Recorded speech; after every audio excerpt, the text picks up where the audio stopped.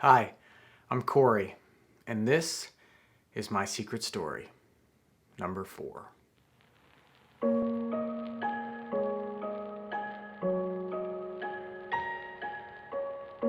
Today, I'm walking around my sunny suburban LA neighborhood, and my phone starts ringing in my hand. I'm nervous because it's my aunt. She's visiting my grandma, and she's going to put me on the phone with her to say goodbye. When saying goodbye to somebody, I always feel the need for it to be perfect, even if they're not dying. Like anytime I finish an interaction with somebody, because I always think about what they thought of me and if I can live with that because I'm selfish. What if they don't like me, or this is the last time that I ever see them, or if they happen to die? If it's not perfect, if I didn't say just the right thing or act just the right way, I'm stuck with it forever. It will roll around my brain and I will think about it over and over and over. My ineptitude, my failure, my inability to have a normal moment. I know it's part of my obsessive compulsiveness, my issues with attachment and perfection, but I'd also like to think it's a part of my charm. Before this moment, before today, I've had some more recent conversations with my grandma. A really nice one on Christmas in the evening while looking at the stars. And also another one where she expressed her just wanting to go.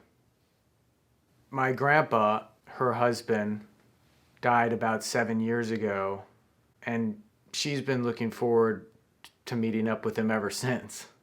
She said when she sees him, she's going to give him a big hug, but that's after yelling at him for leaving her alone for a bit. Since my grandpa passed away, my grandma has always said she's got one foot in the grave, but the other on a banana peel. She's ready to go. And even though she's my last living grandparent, I've thought about what it would be like, instead of grieving or being sad, instead trying to embrace this transition and try and find some magic in it and try and respect it and marvel in it, in all of its wonder. Death has got some weird things attached to it, good and bad, and way more questions than answers. And we've all been forced to look at its face this year. This past week, my grandma has gone most likely into heart failure, and she's in hospice care at her facility. This isn't a surprise because she's lived a long life, she's ready to go, and she's had some different health issues build up. Recently, she's even said that she can hear my grandpa calling for her. Again, this death thing. More questions than answers, for sure. When I got the news this week, I wasn't sure that I'd be able to speak with her again.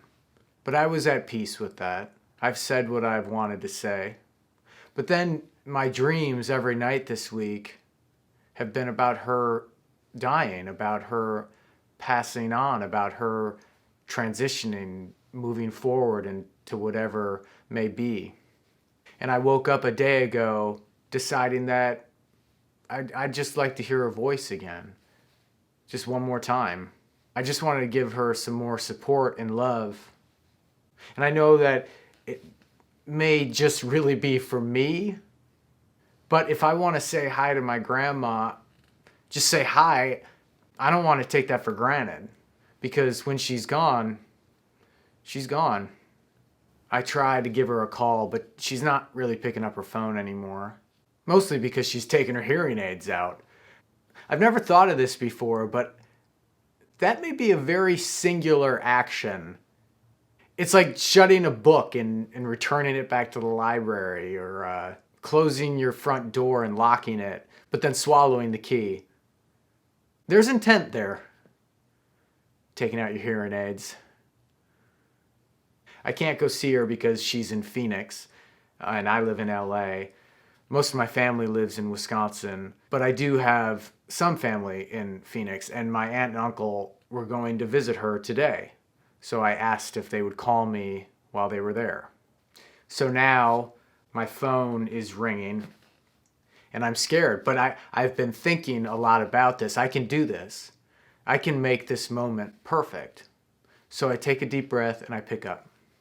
My aunt is in the room with my grandma, and I say that I can press the FaceTime button and all she has to do is just hit accept. My aunt, all she has to do is hit accept and we can all be there together. They're not very good with technology, but I thought we could give this a shot. So I hit it and I'm not sure what's going to happen, but she comes up on the screen. She's there. My aunt is there. And we say hi to each other. She says, can you guys hear Corey, my uncle and my grandma? And they said, no, we can't hear him. And I said, I guess turn up the volume buttons on the side of the phone. Turn me up. I'm speaking. And my aunt says, I can hear you just fine. And my uncle and my grandma said, we can't hear anything. We can't hear anything. And then I see my uncle take the phone and I say, hey, you just, hit the volume buttons on the side of the phone, but he can't hear me. And I hear him talking to my aunt, and then he switches out of the FaceTime screen. And now I'm like, they're not going to be able to get back to the screen. They don't know how this works. This is falling apart. This is not perfect how I was envisioning this going. And I think all is lost. But then my uncle pops back on the screen and I say, oh, did you figure it out? But he still can't hear me. And then I hear my aunt say, I can hear you, Corey. And then I hear my uncle say, you can hear him because your phone is connected to your hearing aids.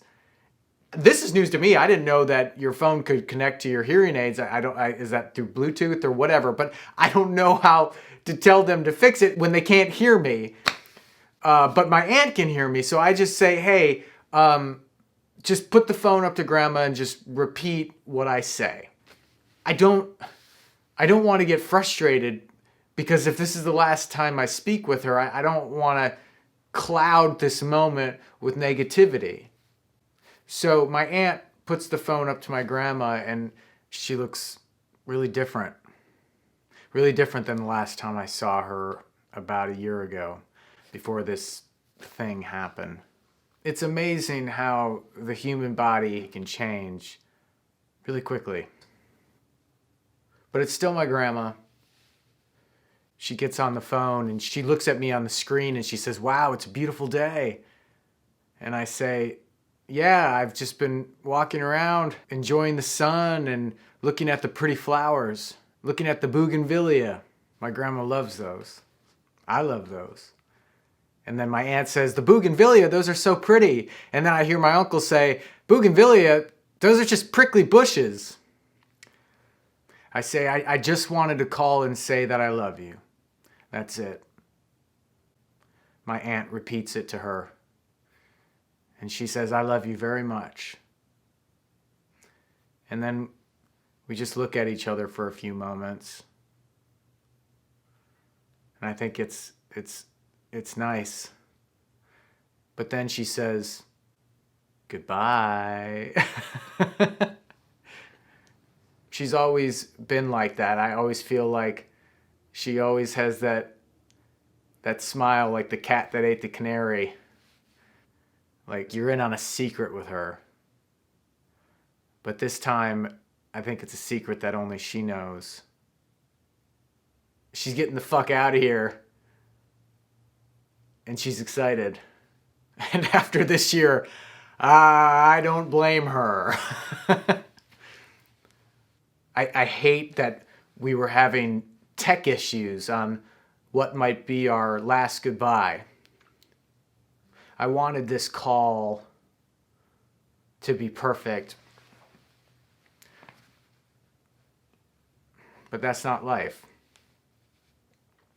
I have to take what it gives me, and then it's on me to decide if I'm grateful for it. I'm really glad I got to hear her voice one last time, even if she couldn't hear mine.